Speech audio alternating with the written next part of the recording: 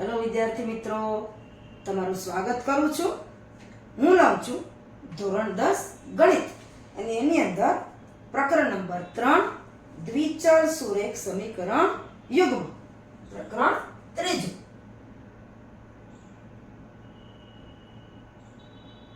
દ્વિચલ જેમાં બે ચલ છે અને સમીકરણ યુગ્મ છે.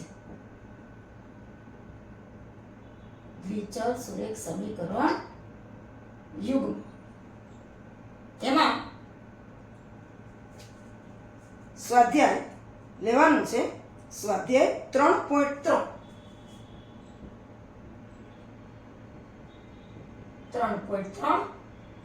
તમારા પાઠ્યપુસ્તકમાં જુઓ તો પાના નંબર 31 ઉપર આ જે ત્રીજું પ્રકરણ છે દ્વિચલ સુરેખ સમીકરણ યુગ્મ, એનું સ્વાધ્યાય 3.3 આવેલું છે. હવે એની અંદર પાના નંબર 31 ઉપર જે સ્વાધ્યાય 3.3 આવેલું છે એમાં મારે લેવાનું છે દાખલા નંબર 2. દાખલો જે બીજો છે એનો પહેલો પેટા વિભાગ લેવાનો છે. બીજો જે દાખલો છે એની સૂચના વાંચી લઈએ. તમે તમારા પાઠ્યપુસ્તકમાં જોતા જજો, સાથે સાથે રકમ. આપેલી સમસ્યાઓ પરથી સુરેખ સમીકરણ યુગ્મ બનાવો અને તેમનો ઉકેલ જો શક્ય હોય તો લોકની રીતે શોધો. એમાં પહેલો પેટા વિભાગ છે એક અપૂર્ણાંકના અંશમાં 1 ઉમેરતા અને છેદમાંથી 1 બાદ કરતા અપૂર્ણાંક કિંમત અતિ સંક્ષિપ્ત રૂપમાં 1 બને છે. જો માત્ર છેદમાં 1 ઉમેરતા અપૂર્ણાંકનું અતિ સંક્ષિપ્ત સ્વરૂપ 1/2 બને છે તો તે અપૂર્ણાંક શોધો. હવે જોવામાં છે કે શક્ય હોય તો આપણે લોકની રીત જ અનુકૂળ વધારે આવશે. પરીક્ષામાં તમને જો ચોખવટ હોય કે આ રીતે જ દાખલો ગણો તો એ રીતે, આદેશની રીતે કે લોકની રીતે. બાકી કાંઈ જો ન કીધું હોય તો તમને જે રીત ફાવે એ રીતે તમે દાખલાનો ઉકેલ શોધી શકો, અથવા તો જે સમસ્યા આપી હોય એનો ઉકેલ છે એ શોધી શકો છો. જુઓ, આપણે જોઈએ છે, આપણે ધારી લઈએ કે આપણી પાસે જે અપૂર્ણાંક માંગ્યો છે એનો અંશ x અને છેદ y છે. આપણે લખીએ કે ધારો કે માંગે અપૂર્ણાંક નો અંશ x અને છેદ y છે. તો અપૂર્ણાંક શું બને? x ના છેદમાં y થશે. અંશ x છે અને છેદ y છે. હવે આપણને રકમમાં જે શરત આપી છે એ પ્રમાણે કે અપૂર્ણાંકના અંશમાં 1 ઉમેરતા અને છેદમાંથી 1 બાદ કરતા એની કિંમત અતિ સંક્ષિપ્ત રૂપમાં 1 બને છે. રકમમાં આપે પ્રથમ શરત પ્રમાણે શું થશે? અંશમાં 1 ઉમેરતા અને છેદમાંથી 1 બાદ કરતા x + 1, અંશમાં 1 ઉમેરી અને છેદમાંથી 1 બાદ કરી તો y - 1 બરાબર શું બને છે? 1. પ્રથમ શરત પ્રમાણે અંશમાં 1 ઉમેરતા છેદમાંથી 1 બાદ કરતા એટલે x + 1 છેદમાં y - 1 બરાબર 1. હવે આને આપણે ક્રોસ ગુણાકારની રૂપે સોલ્વ કરીએ કે x આના છેદમાં કાંઈ નથી એટલે 1 x + 1 બરાબર 1 y - 1. ક્રોસ ગુણાકાર 1 છે એટલે તો એમને મત આવશે. x + 1 બરાબર 1 ગુણ્યા કોઈ પણ કૌંસ હોય 1 જ આવે, y - 1. હવે y ને આ બાજુ લઈ લઈએ અને 1 ને પેલી બાજુ જવા દઈએ તો x - y, y પ્લસ છે આ બાજુ આવશે તો માઈનસ, આ -1 તો હતા જ, અહીંયા +1 છે ઓલી બાજુ જશે તો માઈનસ. એટલે આપણને મળશે કે x - y બરાબર જુઓ -1 અને -1 એટલે -2. હવે બીજી શરત આપી છે આપણને કે રકમમાં આપે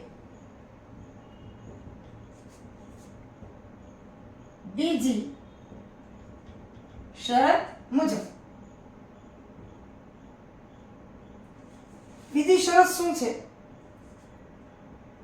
જો માત્ર છેદમાં 1 ઉમેરતા અપૂર્ણાંકનું અતિ સંક્ષિપ્ત સ્વરૂપ 1/2 બને છે. માત્ર છેદમાં 1 ઉમેરતા એટલે x એમને રાખવાનો અને છેદમાં 1 ઉમેરવાનો છે એટલે y વત્તા 1. જો અંશમાં કાંઈ નથી, માત્ર છેદમાં 1 ઉમેરતા એનું અતિ સંક્ષિપ્ત સ્વરૂપ 1/2 બને છે. હવે પાછો ક્રોસ ગુણાકાર કરી લઈએ. 2x ને ગુણશે 2x બરાબર 1 y વત્તા 1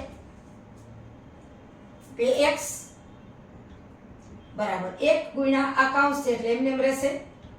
હવે y ને આ બાજુ આપણે આવવા દઈએ એટલે 2x ઓછા y બરાબર 1. હવે આ જે સમીકરણો મળ્યા છે એને આપણે નંબર આપી દઈએ. મેળવેલ સમીકરણો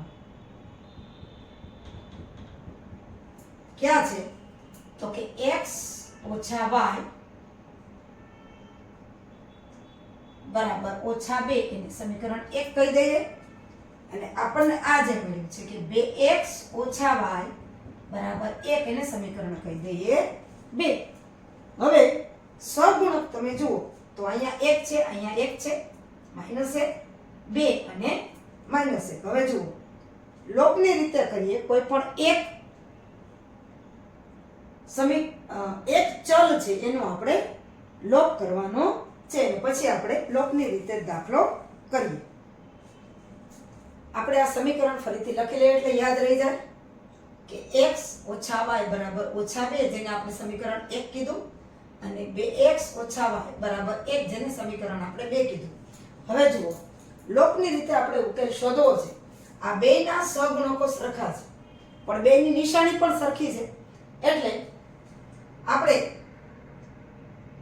એકને એક સમીકરણમાંથી બીજું સમીકરણ બાદ કરીએ એટલે આની નિશાની ઓછા ઓછા વત્તા થઈ જાય અને ઓછા અને વત્તા છે રદ થઈ જાય એટલે કે લોપ થઈ જાય. અહીંયા બીજી રીતે પણ થાય. સમીકરણ 1 ને 2 વડે ગુણો એટલે અહીં 2x થઈ જાય, એકમાંથી બીજું બાદ કરો તો પણ થઈ જાય. પણ આપણે ગુણાકાર કર્યા વગર જો આપણે સહેલી રીતે ઉકેલ મળતો હોય તો એ રીતે આપણે શોધીએ છીએ. 2-3 રીતે દાખલા થાય છે. સમીકરણ 1 માંથી સમીકરણ 2 બાદ કરતા 1 માંથી 2 બાદ કરીએ એટલે x ઓછા y બરાબર ઓછા 2. બીજું સમીકરણ બાદ કરવું છે એટલે બીજું સમીકરણ છે 2x ઓછા y બરાબર 1. બાદ કરીએ છીએ એટલે પાછળનું જે સમીકરણ છે એની નિશાની બદલી જશે એટલે આ પ્લસ છે તો માઈનસ, માઈનસ છે તો પ્લસ, આ પ્લસ છે તો માઈનસ. આ જે બીજું પદ છે એમાં આ નિશાની છે એ ધ્યાન રાખવાની. હવે જુઓ x ઓછા 2x એક વખત વત્તા x છે એમાંથી 2 વખત x બાદ થાય તો ઓછા x આવે. ત્યાર પછી અહીં ઓછા x અને વત્તા x એટલે નીકળી જશે એટલે કે 0. અહીંયા ઓછા 2 છે અને ઓછા 1 એટલે ઓછા 3 એટલે ઓછા x બરાબર ઓછા 3 એટલે કે x બરાબર 3. હવે x ની કિંમત કોઈ પણ એક સમીકરણમાં મૂકી દઈએ. x ની કિંમત સમીકરણ 1 માં મૂકતા આપણને y ની કિંમત મળી જશે. જ્યાં જ્યાં x છે ત્યાં મૂકી દેશું આપણે 3 એટલે કે 3 ઓછા y બરાબર ઓછા 2. હવે y ની આપણે કિંમત શોધવી છે તો ઓછા 2 ને આ બાજુ લઈ લઈએ એટલે પ્લસ થઈ જાય, y માઈનસ છે એને પેલી બાજુ લઈ લઈએ એટલે પ્લસ થઈ જાય એટલે 3 + 2 બરાબર y એટલે y બરાબર 5. હવે x બરાબર 3 છે અને y બરાબર 5. હવે જોઈ લઈએ. આપણને ચકાસણી કરીને જોઈ લઈએ રકમ છે એ પ્રમાણે કે આપણો જે જવાબ છે એ સાચો છે કે નહીં. એટલે ચકાસણી. જો આપણને જે સમીકરણ આપ્યા છે અથવા તો રકમમાં જે છે કે અંશમાં 1 ઉમેરતા અને છેદમાંથી 1 બાદ કરતા અપૂર્ણાંકની કિંમત અતિસંક્ષિપ્ત રૂપમાં 1 બને છે. અંશમાં 1 એટલે કે અંશ 3 છે, 3 વત્તા 1 છેદમાંથી 1 બાદ કરતા એટલે કે 5 ઓછા 1, 3 ને 1 4, 5 ઓછા 1 4 બરાબર 1. એટલે પહેલી શરત પ્રમાણે જવાબ સાચો છે. બીજી શરત પ્રમાણે માત્ર છેદમાં 1 ઉમેરતા, માત્ર છેદમાં 1 ઉમેરીએ એટલે કે 3, અંશમાં 3, 5 વત્તા 1 એટલે 3 ના છેદમાં 6, 3 એકુ 3 ને 3 દુ 6 એટલે 1/2. એટલે એ પણ આપણને કહી દીધું અતિ સંક્ષિપ્ત સ્વરૂપ 1/2 બને છે. તો અપૂર્ણાંક શોધો. તો આપણે આ ચકાસણી કરીને જોઈ લીધું કે x બરાબર 3 અને y બરાબર 5 એ જવાબ છે એ આપણો સાચો છે. આમ